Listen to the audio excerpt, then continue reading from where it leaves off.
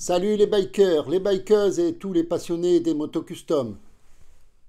Salut la jeunesse. Tout le monde connaît Bob, biker pour la vie et même au-delà. Parmi vous, chaque année, certains viennent faire un road trip en Irlande. Alors comme personnellement j'ai la chance de vivre dans ce pays, je vais vous donner quelques petits conseils avant que vous ne partiez. Mais auparavant, générique. John Ray, le biker, présente Road Trip en Irlande. Cette vidéo n'a pas pour but de vous donner des itinéraires ou des lieux à visiter, ça vous le ferez vous-même selon vos goûts. Non, cette vidéo a le but de vous apprendre ce qu'il y a à savoir sur l'Irlande avant d'y venir. Donc ce qu'il faut savoir sur l'Irlande, c'est que on parle anglais, on roule à gauche, et il pleut quasiment tout le temps. Eh bien voilà, j'ai fait le tour de la question. Merci de m'avoir écouté. À très bientôt. Non mais tu es sérieux là? Tu fais une vidéo aussi courte que ça? Mais bien sûr que non. Je plaisantais évidemment. Mais ceci dit, en Irlande, on parle anglais. On parle également le gaélique, mais c'est quand même de moins en moins répandu. Enfin, si vous parlez anglais, vous vous en sortirez très bien. Ceci dit, les Français, nous n'avons pas vraiment la réputation de maîtriser la langue de Shakespeare. Alors, avant de venir, essayez d'apprendre quand même quelques phrases pour essayer de vous faire comprendre. Parce que, il ne faut pas croire, mais les Irlandais parlent autant le français que les Français parlent l'anglais. Moins peut-être. Alors, faites un effort et apprenez quelques phrases pour essayer de vous faire comprendre. Les Irlandais sont très sympathiques et ils chercheront à trouver un francophone pour faire la traduction. Mais les francophones ne courent pas les rues. Enfin, pendant pratiquement 8 ans, j'étais le seul francophone au pub où je travaille. Je suis arrivé en Irlande parlant anglais comme un bon français, c'est-à-dire quasiment pas. Et pour me faire comprendre, j'étais obligé de parler par geste, ce qui n'est pas des plus évidents. Mettez-vous à la place des Irlandais qui ont autre chose à faire que d'essayer de comprendre un touriste qui n'a pas fait l'effort d'apprendre les quelques mots suffisants pour arriver à s'exprimer. À la différence du français qui est une langue relativement compliquée, l'anglais est une langue très simple. Par exemple, si je dis « lorsque je finis de travailler, je rentre à la maison », en anglais je vais dire « when I finish work, I back home », ce qui se traduit littéralement par « quand je finis travail, je retourne maison ». On ne peut pas faire plus simple. C'est une langue de communication, donc vous pouvez très facilement apprendre quelques phrases. En français, nous avons 12 temps de conjugaison pour parler en français courant, alors qu'en anglais, 4 seulement. Passé, présent, futur, conditionnel. Donc l'anglais reste une langue relativement simple. On n'a pas vraiment besoin de se creuser la tête pour composer une phrase. Maintenant, il ne faut pas chercher à faire de grands discours, il suffit de s'expliquer simplement. Et les Irlandais feront un effort pour vous comprendre.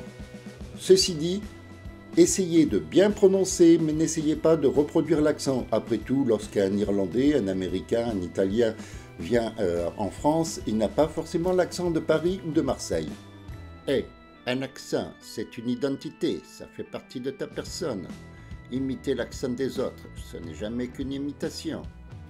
Je ne te le fais pas dire.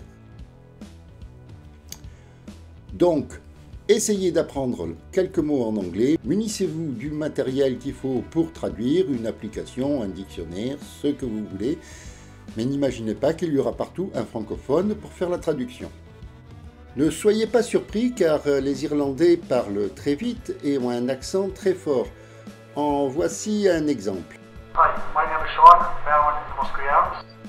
Just getting ready for St. Patrick's Day, 3 days time, and we'll go on for 4 days. Celebrations, good party. Comme vous venez de le constater, ce n'est pas toujours facile à les comprendre, mais ils font un effort pour essayer de se faire comprendre. Alors à vous aussi de faire un effort pour qu'ils puissent vous comprendre. En Irlande, on roule à gauche, ça tout le monde le sait. Enfin, devrait le savoir tout au moins. mais il est vital de ne pas oublier. Alors pour ceux qui vont louer une voiture, le volant sera à droite. Ce sera juste une habitude à prendre pour les nouvelles commandes. Le levier de vitesse est de l'autre côté, mais le reste est semblable aux voitures traditionnelles. En revanche, pour les motos, nous n'avons pas de point de repère. Donc il va falloir en mettre un sur le guidon, de préférence, pour se rappeler qu'on doit rouler de ce côté-là. Parce qu'un oubli, c'est très vite arrivé, et un face-à-face avec un 30 tonnes, ça vous laissera aucune chance. Lorsqu'on se déplace à pied, et également, rappelez-vous que les voitures arrivent de l'autre côté. Les premiers mois où j'habitais en Irlande, chaque fois que je traversais la rue, je regardais le cul des voitures. Bon, ça peut être amusant, mais on peut être surpris par une voiture qui arrive du côté où on ne regarde pas, justement. Alors, soyez vigilants, on roule à gauche, et pensez-y en toutes circonstances. Les ronds-points, par exemple, ça peut être perturbant de les prendre dans l'autre sens, mais ils sont conçus de façon à ce qu'on ne puisse pas les prendre à l'envers.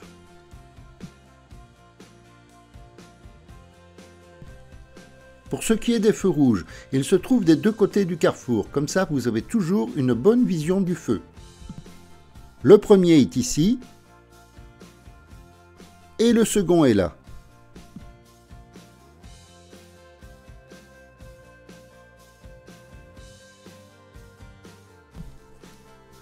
Ici et là.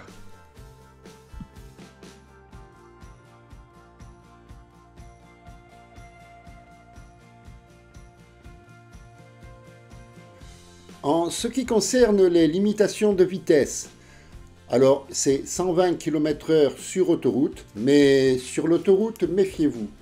Il y a des péages automatiques et si vous n'avez pas téléchargé l'application, vous recevrez ultérieurement le PV.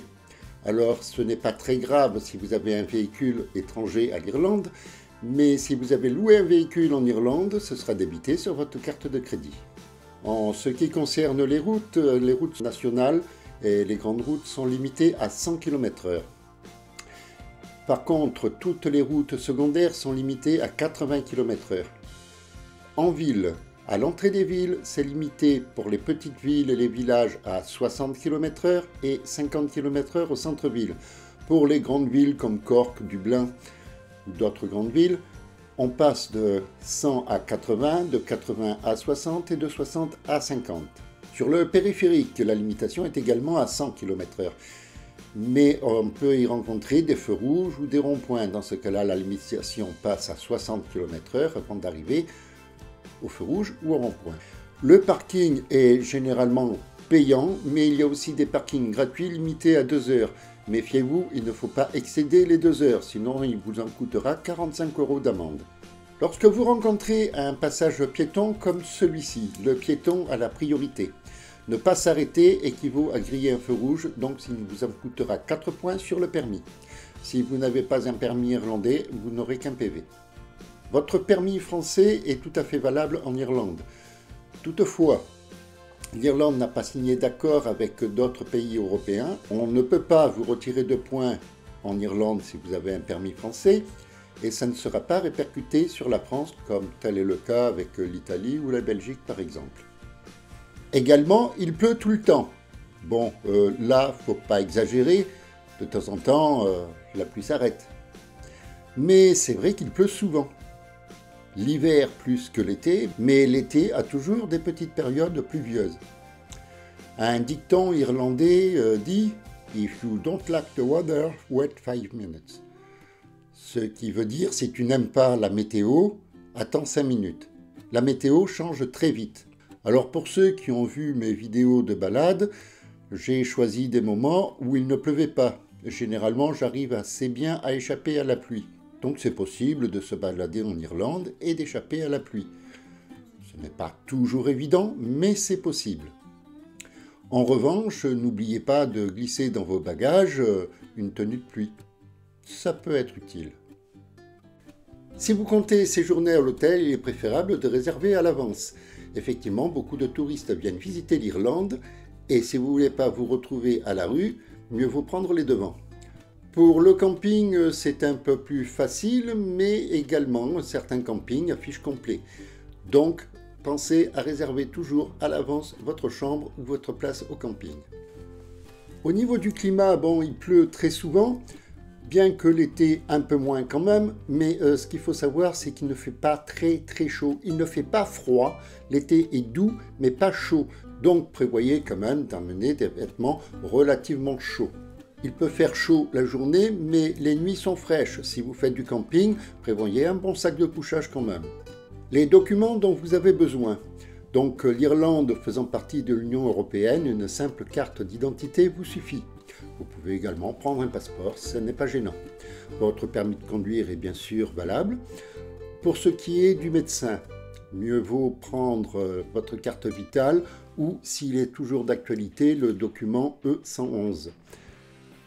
En revanche, il faut savoir qu'ici le médecin est un peu plus cher qu'en France. Il vous en coûtera entre 60 et 80 € la visite. Pour ce qui est de l'hôpital, à l'entrée, vous devez verser, je crois que c'est 150 € pour les résidents de l'Union européenne. Mis à part ça, sachez qu'on trouve des stations-service quasiment partout, même sur les petites routes. Elles sont ouvertes de très tôt le matin jusqu'à assez tard le soir. On peut y faire des courses si nécessaire, ça fait également épicerie, voire bureau de poste. Cependant, faites le plein d'essence quand nécessaire, mais n'attendez pas la dernière minute. Ça évite de devoir pousser la moto parce que vous serez arrivé trop tard à la station-service. Sachez qu'on ne trouve pas de station-service sur l'autoroute. Il faut en sortir pour faire le plein, donc prenez vos précautions avant. Pour ce qui est des garages moto, toutes les marques ne sont pas représentées dans toutes les villes. Par exemple, à Cork, on trouve Honda, mais on ne trouve pas Yamaha ou Kawasaki. Et pour ceux qui possèdent des Harley-Davidson, l'outillage est différent, ce ne sera pas évident de se faire dépanner n'importe où. Il n'y a que 2 garages Harley dans le pays, un à Dublin et un à Waterford. Personnellement, ma moto vient de Waterford. Lenny est très sympa, ce n'est pas un placement de produit, c'est juste un mec génial qui se mettra en 4 pour vous dépanner. S'il y a des fumeurs parmi vous, mieux vaut acheter vos cigarettes avant de partir. Ici, le paquet de cigarettes est à 15 € en moyenne, mieux vaut le savoir avant. Bien, cette fois-ci, je pense avoir fait tout le tour. Si vous avez quand même des questions à me poser, n'hésitez pas à lâcher un commentaire et je ferai mon possible pour vous répondre. Avant de nous quitter, n'oubliez pas bien sûr de lâcher le pouce de votre choix, selon si vous avez aimé ou pas la vidéo.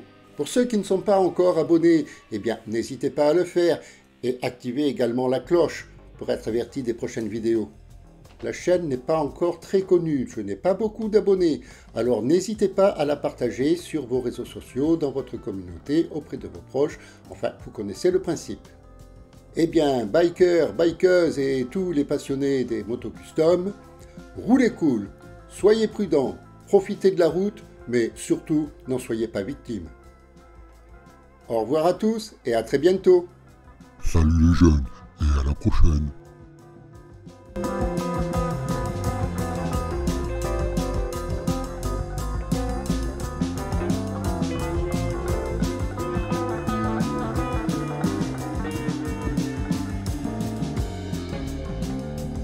Comme il le dit si bien, profitez de la route, mais n'en soyez pas victime.